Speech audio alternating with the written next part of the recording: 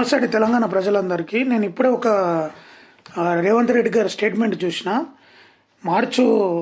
ఫిబ్రవరి మొదటి వారం నుండి మార్చి 31లోగా 4 పథకాలను పరిశీలించండి అని చెప్తుండు.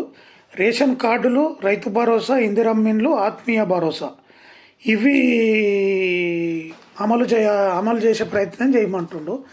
సరే, ఇప్పుడు ఇవి ఎందుకు చెప్తుండంటే ఫిబ్రవరిలో నోటిఫికేషన్ ఇచ్చేసి మార్చిలోపు ఎన్నికలు పూర్తి చేసుకొని బయటపడేటటువంటి ప్రయత్నం. సర్పంచ్, ఎంపీటీసీ, జడ్పీటీసీ ఇప్పటి ఉన్నటువంటి ఒక చర్చ ఏంటంటే తెలంగాణలో 33కు 33 జిల్లా పరిషత్తులు, దాదాపు 27 నుంచి 28 భారత రాష్ట్ర సమితి బీఆర్ఎస్, 4 నుంచి 5 బీజేపీ జిల్లా పరిషత్తులను కైవసం చేసుకుంటుంది.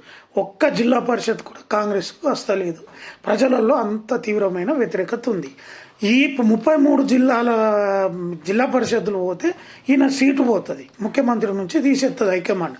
కాబట్టి ఈ పథకాలను ఆశ చూపి ఓట్లు దండుకునే ప్రయత్నం చేస్తుంటే ఈ వీడియోని ప్రతి గ్రామంలో ఉన్న అన్ని గ్రామాల తెలంగాణలో ఉన్న గ్రూపులకు ఫార్వర్డ్ చేయండి.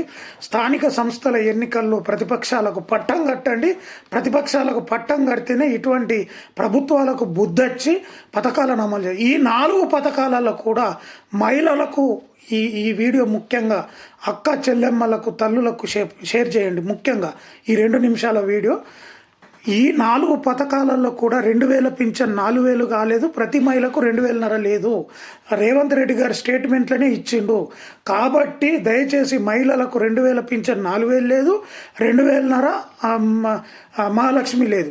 ఇవి కేవలం స్థానిక సంస్థల ఎన్నికల కోసమే. దయచేసి ఈ వీడియోని మీకు ఎంత ఎక్కువైతే అంత వైరల్ చేయాలని కోరుతున్నాను. ఈ వీడియో చూస్తున్న ప్రతి ఒక్కరూ మన ఛానల్లో వచ్చే మరిన్ని అప్డేట్స్ కోసం మన ఛానల్ని లైక్ చేయండి, షేర్ చేయండి, సబ్స్క్రైబ్ చేసుకోండి. పక్కనే ఉన్న బెల్ బటన్ని యాక్టివేట్ చేసుకోండి.